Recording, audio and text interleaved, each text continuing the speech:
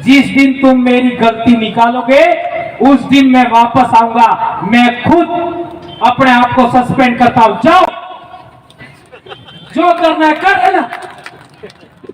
और इसके बाद सभी संगठनों की वाड़ियां इस काबरे ने उठा दी।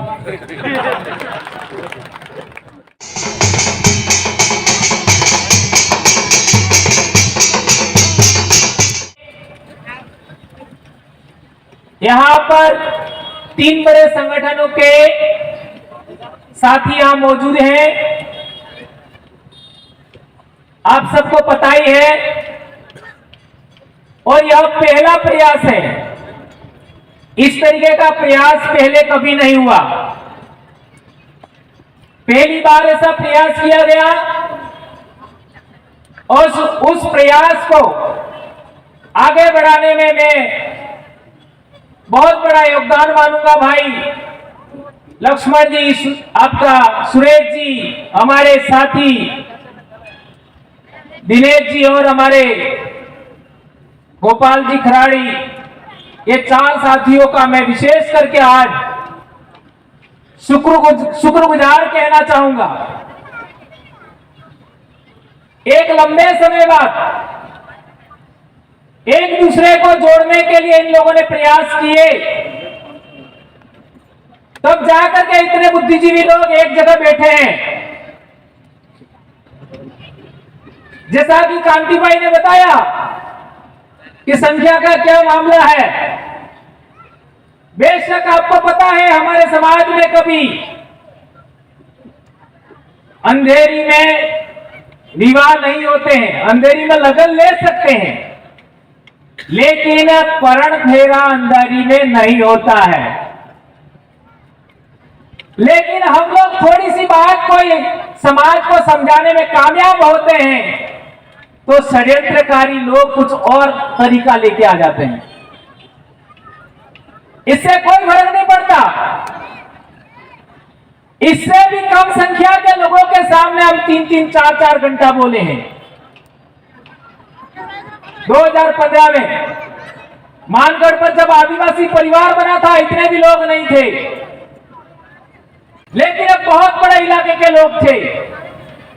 15 से 16 जिलों के लोग थे। और आज यहां पर हम लोग देखते हैं ऐसे ऐसे बुद्धिजीवी लोग हैं, बड़े वक्ता हैं, ऐसा अनुभव रखते हैं, जो देश भर में घूमे हुए हैं, देश भर में अपना प्रबोधन दे चुके हैं, केडर दे चुके हैं। यहां कोई सामान्य लोग नहीं है। और हम जो बोल रहे हैं यह केवल सागवाड़ा तक नहीं जाने वाला है, ये पूरे देश भर में जाएगा। तो संख्या को लेकर के हम लोग जो थोड़ा सा नाराज से हो रहे, यह नाराज होने की हमें जरूरत नहीं है। कोई भी आप शुरुआत करते हैं तो शुरुआत थोड़ी सी आपका निराशाजनक भी कभी कभी हो जाती है, लेकिन हम चाहे तो ऐसा ही एक सम्मेलन बेड़ेश्वर में फिर दूसरा भी ले सकते हैं, उसके सारे गाड़ियां उठ जाएंगे और करना चाहिए। बेड़ेश्वर में हमारे ट्राइबल एम्प्लॉयज फेडरेशन की मीटिंग थी, वहां पर एससी भाइयों की भी मीटिंग थी। हमें जहां बैठना था वही एससी भाई बैठे हुए थे, तो हम दूसरी जगह बैठ गए। वो भवन टीएडीए का भवन, अब मेरे को बुलाने के लिए आए, नहीं आपको थोड़ा सा बोलना पड़ेगा, आना पड़ेगा, तो मैंने मना कर दिया, क्योंकि मैं मीठा मीठा बोलने का आदी नहीं हूं, मैं खरी खरी बातें कहने का आदी हूं, आपको बुरा लग जाएगा। तो एससी भाइयों ने कहा, चूंकि कई सारे कर्मचारी भाई थे, उन्होंने कहा कोई बात नहीं। तो वही बात मैं आज आपके सामने भी दोहराना चाहता हूं।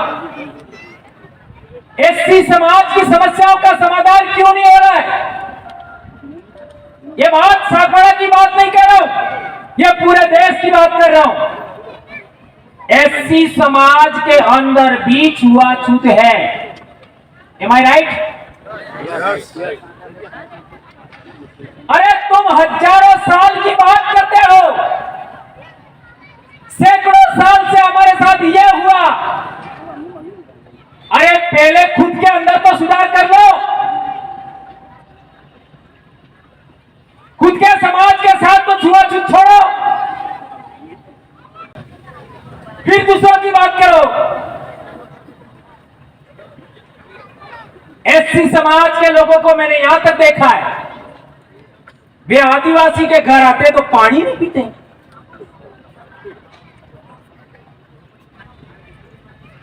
सही कह रहा हूं, गलत कह रहा हूं? है कुछ है। आदिवासी के घर पर पानी नहीं पीते, ऐसे भी है। अभी आ रहा हूं वहीं पर, पहले आपका इलाज कर लो। एससी समाज का भाई एससी समाज के घर का पानी नहीं पीता।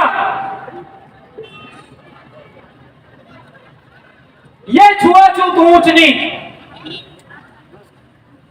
आपके घर में इसलिए है, आपने बाबा साहब को आज तक नहीं पढ़ा। कितने लोग ऐसे हैं जिन्होंने 5 वॉल्यूम पढ़ा बाबा साहब का? वॉल्यूम तो 10, 12, 14 है, 5 किसने पढ़ा? हाथ ऊंचा करो। ये है समस्या। मैंने 5 पढ़ी, और इसके अंदर जो समानता को लेकर के पाठ है उसको पढ़िए, जो धर्म को लेकर पाठ है वो पढ़िए, जो न्याय को लेकर के पाठ है वो पढ़िए। तो आपको समझ में आएगा कि ये असमानता क्यों है, ये छुआछूत क्यों है, ये अन्याय क्यों है। ये बात समझ में आएगा। लेकिन हमने जिनका जयंती मना रहे उनको ही नहीं पढ़ा। अब जो काल्पनिक कहानियां हैं उनके बारे में प्रश्न पूछ लो, धड़ाधड़ हम जवाब देते हैं, धड़ाधड़। मौखिक याद हो गया। जो हमारे काबिल है वो पढ़ते ही नहीं, जो हमारे काम का है पढ़ते ही नहीं है। ज्योतिराव फूले की गुलामगिरी किसने पढ़ी? हाथ ऊंचा करो जरा। इन्हें गिने लोग गुलामगिरी। एक बार मैंने फर्स्ट हम लोग 2005 में बांसवाड़ा में हमारा बामसेट का अधिवेशन हुआ था, तो हम लोगों ने वहां पर गुलामगिरी किताब लाई। सब लोग कार्यकर्ता, ये हमारे सीनियर कार्यकर्ता बहुत सारे बैठे हुए हैं। आपका अमलिया जी है भाई, हमारे ये कावियाड़ साहब है, ये सारे साथी। तो उन्होंने किसी ने कह दिया कि ये किताब ले लो। अब गुलामगिरी क्या होगा हमको इतना आइडिया नहीं था। जब पढ़ा तो मेरे को लगा यार ये किताब कुछ गलत लग रही है, ऐसा मुझे लगा। क्यों लगा? दिमाग में वो बातें थी, कौन सी? जो पहले से फिट कर रखी थी, जो चिप पहले से जन्म होने के बाद चिप डाल देते ना, वो फिट थी। तो मेरे को ऐसा लगा कि इस किताब में बहुत सारी बातें कुछ गलत है। फिर धीरे धीरे समझ में आया, इतना महान विचार।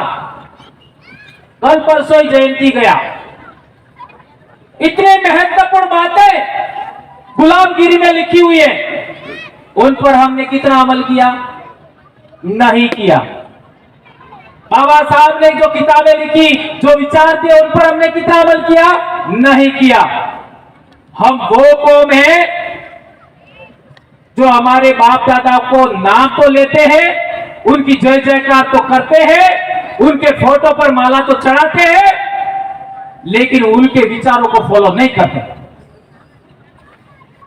सही का गलत का?